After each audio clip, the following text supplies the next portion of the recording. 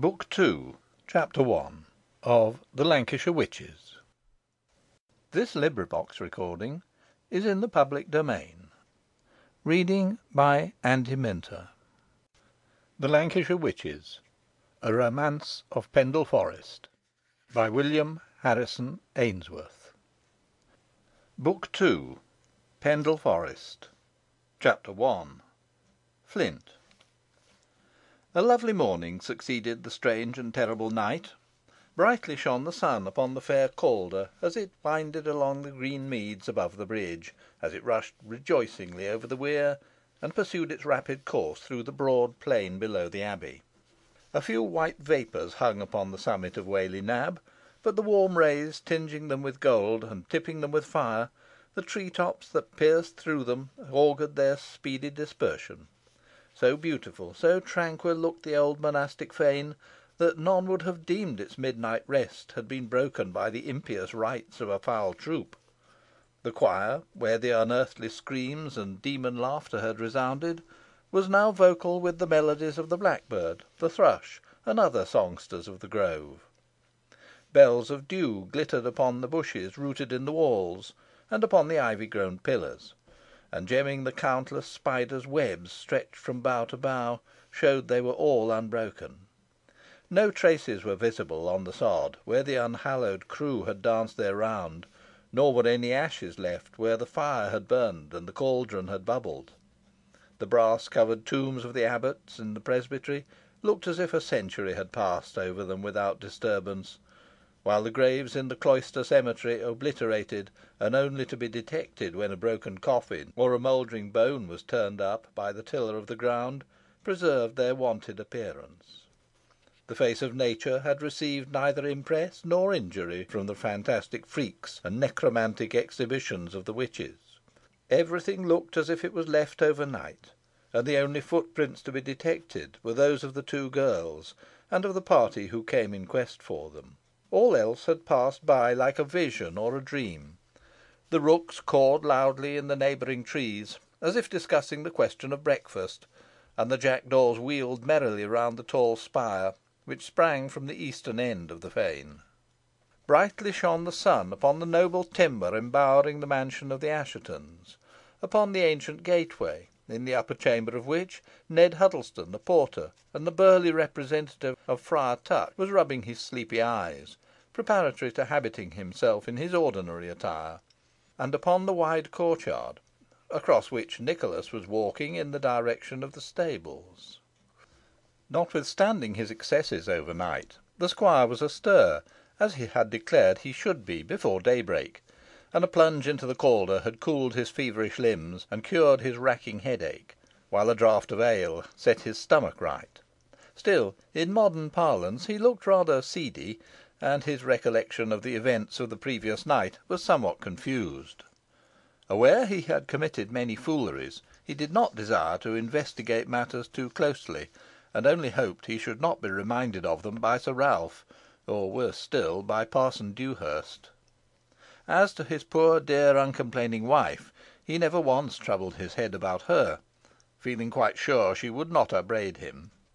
On his appearance in the courtyard, the two noble bloodhounds and several lesser dogs came forward to greet him, and, attended by this noisy pack, he marched up to a groom who was rubbing down his horse at the stable door. "Poor Robin!" he cried to the steed, who neighed at his appearance. "Poor Robin!" he said, patting his neck affectionately.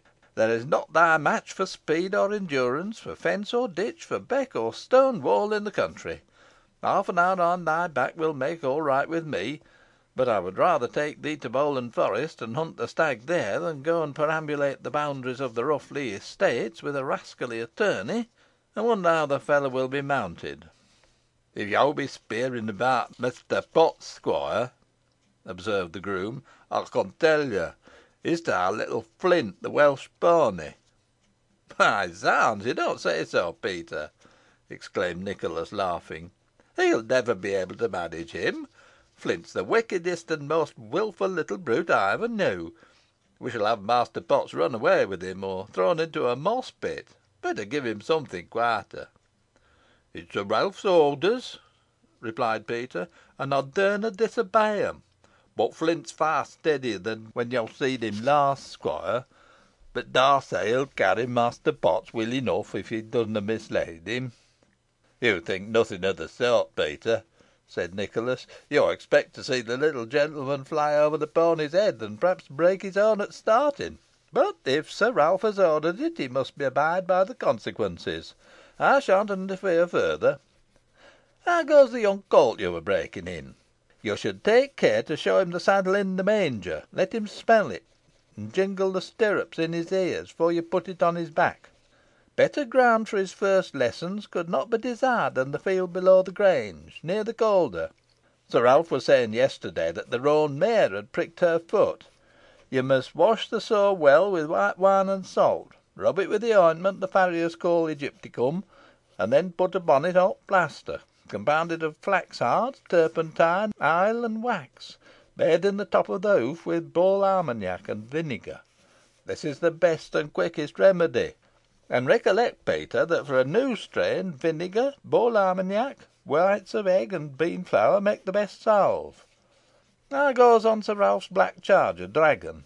Brave horse that, Peter, and the only one in your master's whole stud to compare with my Robin. But Dragon, though of high courage and great swiftness, has not the strength and endurance of Robin, neither can he leap so well. Why, Robin would almost clear the Calder, Peter, and make nothing of Smithy's Brook near Downham, and you know how wide that stream is.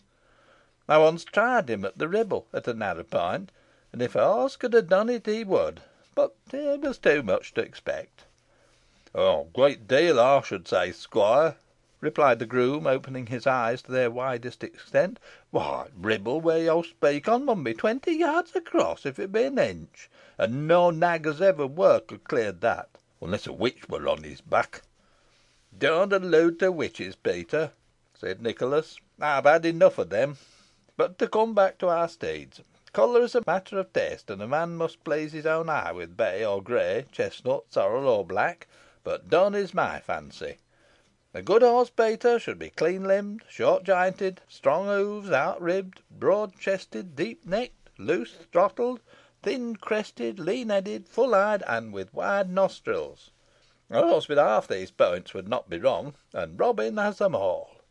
"So he has, sure enough, squire," replied Peter, regarding the animal with an approving eye, as Nicholas enumerated his merits. "But if I may choose betwixt them, and young Master Richard Assheton's grey gelding, Merlin, I knows which I'd take." "Robin, of course," said Nicholas. "Nay, squire, it should be t'other," replied the groom. "You're no judge of a horse, Peter," rejoined Nicholas, shrugging his shoulders. "Oh, maybe not," said the groom, "but I'm bound to speak truth. I say, Tun Lomax is bringing out Merlin. We can put the two nags side by side, if you choose." "They shall be put side by side in the field, Peter. That's the way to test their respective merits," returned Nicholas. "And they won't remain long together, I'll warrant you. I offered to make a match for 20 pieces with Master Richard, but he declined the offer.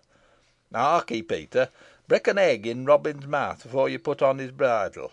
It strengthens the wind, and adds to horse's power of endurance. Do you understand?" "Perfectly, squire," replied the groom. "By the mess, that's a secret worth knowing. Any more orders?" "No," replied Nicholas. "We shall set out in an hour, or it may be sooner." "I shall be ready," said Peter; and he added to himself, as Nicholas moved away, "I'll take care Tom Lomax gives the egg to Merlin, and that'll make all fair, or if they chance to try their horses' mettle." As Nicholas returned to the house, he perceived to his dismay Sir Ralph and Parson Dewhurst standing upon the steps, and, convinced from their grave looks that they were prepared to lecture him, he endeavoured to nerve himself for the infliction. 2 to 1 in awkward odds," said the squire to himself, "especially when they have the vantage ground. But I must face them, and make the best fight circumstances will allow. I shall never be able to explain that mad dance with his old Ethan. No one but Dick will believe me, and the chances are he won't support my story. But I must put on an air of penitence, and, sooth to say, in my present state, it is not very difficult to assume." Thus pondering, with slow step, affectedly humble